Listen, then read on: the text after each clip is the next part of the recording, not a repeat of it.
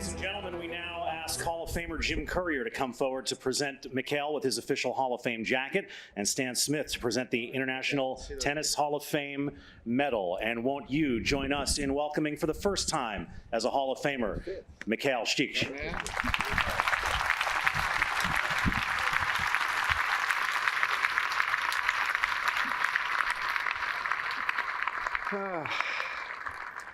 Well, thank you very much. Well, everyone who knows me a little bit knows that, as you say, I'm a little bit close to water when I have speeches, and Mark, what to say?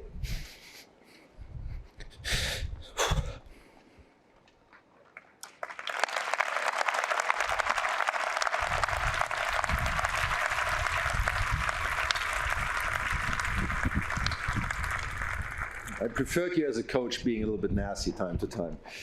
And thank you very much, really. I think you just said what I feel, and I just give it back to you.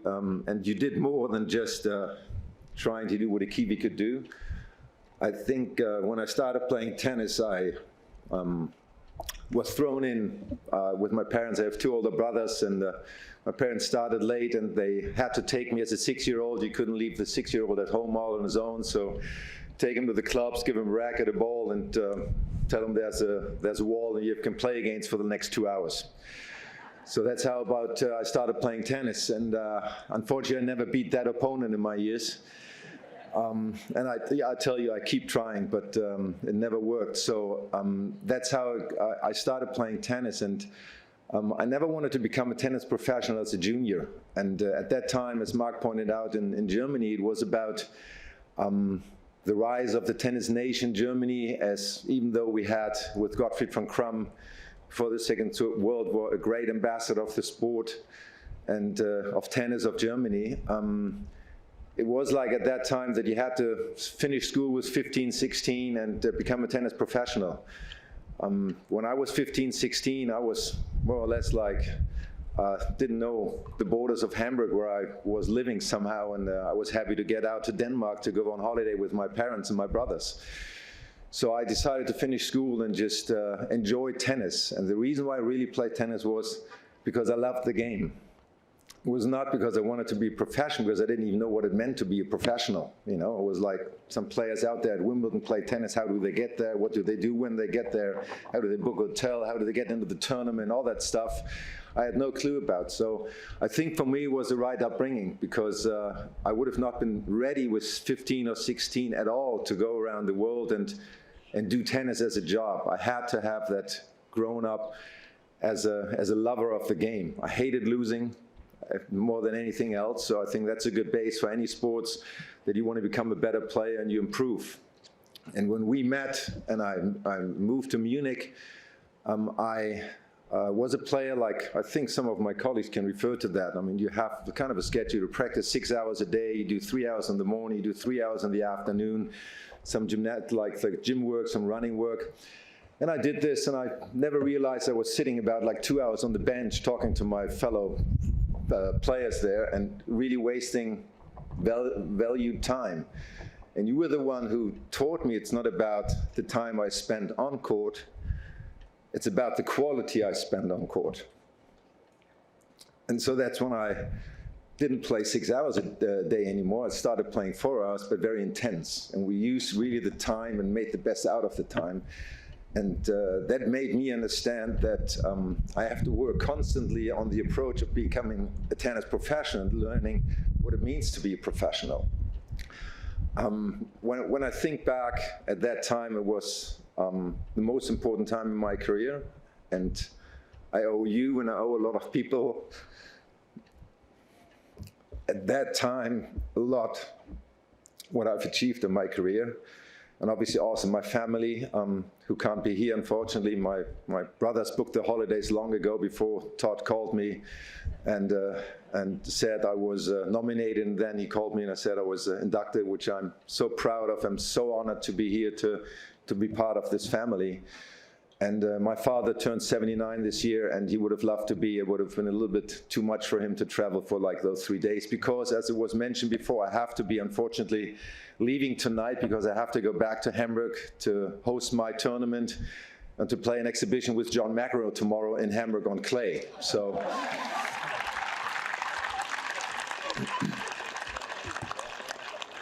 So now I know John loves it, me being here right now, and he's getting prepared at Hamburg. So, so I'm very sad I can't be here tonight, because I think it's such a special occasion. It's a one-off. It's a one-of a lifetime. You experience this, and you can be part of this. And hopefully the year's coming, and I know it comes along with responsibility as well, that you just not be inducted, but you have to do and give something back to tennis. And when I think back of my career, and Mark pointed out all my success, so I'll just skip that part of it. Thanks for that. When I prepared my speech and I was asked to, hand in a paper with the written speeches on, and everybody was getting nervous, and I said, I don't have a paper. Just will happen. I'll improvise. It was the best time I had on court as well.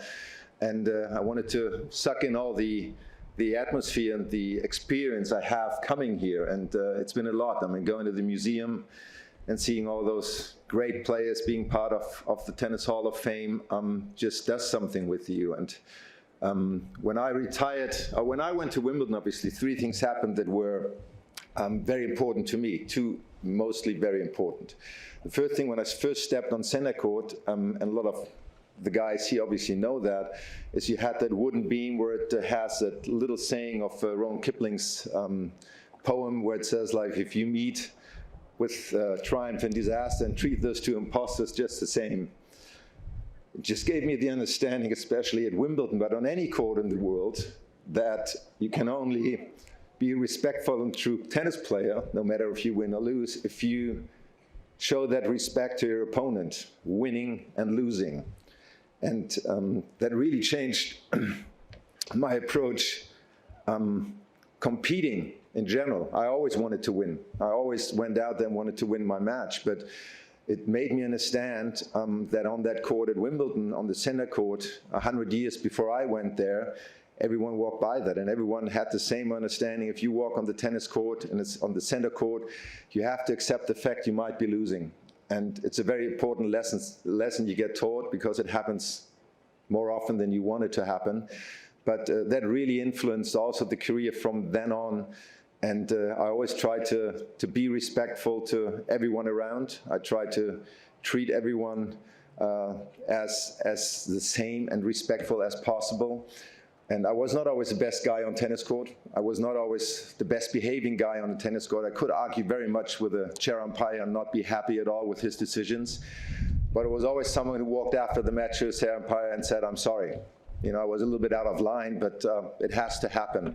It has to happen to show emotions. And I think that made our generation so special as well. And the ones before, I think we were able to show the emotion. We were able to show frustration, happiness, and all that kind of things that is missing a little bit these days, where you feel like the players have so much to give. They're such great athletes and champions. But I want to see them be angry. I want to see them be happy. I want to get something across. I want to be emotionally involved with all those players. And the second thing was, after I won Wimbledon, and in '92, the first year it happened, I came to the locker room at Wimbledon, and Fred Perry was standing in the locker room. And obviously I knew who Fred Perry was, and I was a little bit insecure if I should go up or what I should do. So he came up to me and he took my hand, and he gave me a speech for about 5 to 7 minutes, that I'm a great tennis player, I did a great job in '91, I can do it again. And it became a ritual. Like every year I went to Wimbledon after that. First guy to meet on the first day was Fred Perry.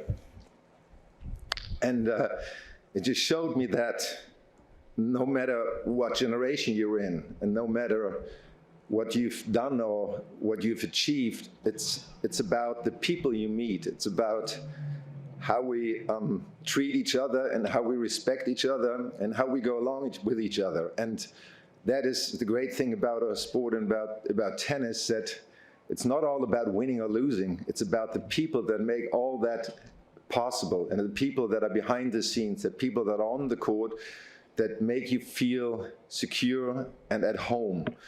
And this is over generations. And if I look back, I went to the Champions Dinner in Wimbledon, and I was sitting there, and all of a sudden the son comes up to me and says, well, I'm the son-in-law of Jean Borotra, who was the oldest living champion at that Champions Dinner.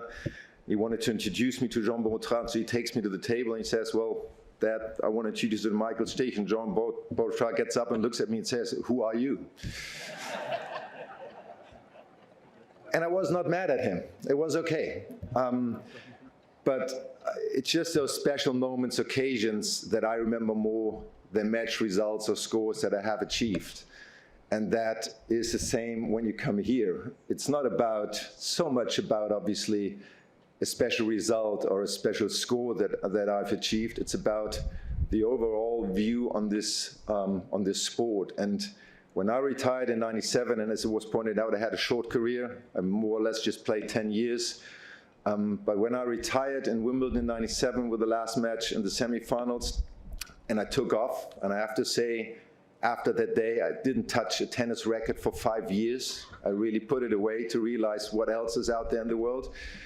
And I thought, like, you would be missing tennis, and you would be missing all that surrounding the sport.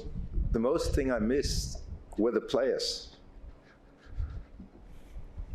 The guys that I used to travel with around the whole year. Not being friends with all of them, but having great relationships with Jim, for example, with Todd as well, and people you could speak to, and all the other guys. And there were ones I didn't like, obviously, as well. But I missed those guys. I missed having them around and being part of that group of players that make that sport so great. And that's why I'm so thankful to be inducted this year and having the opportunity to be part of this again in a different way, but in a very special way, also with all the different generations that are part of the Hall of Fame. And also, I know it comes along with the responsibility to give back and promote the game of tennis and promote the sport and go out there and tell people how great this is, what we can do, and how great it is for the coming generations, that it's worth really trying hard and never giving up. And as long as we have the respect and the loyalty towards institutions like this and towards our fellow players, and I think that's something we have to teach the young generations a little bit more, that there is very important to have respect and loyalty out there. I think this sport will be great over the next decades to come, and I promise I'll do my best to be part of this and to help this and make this happen. Thank you very much.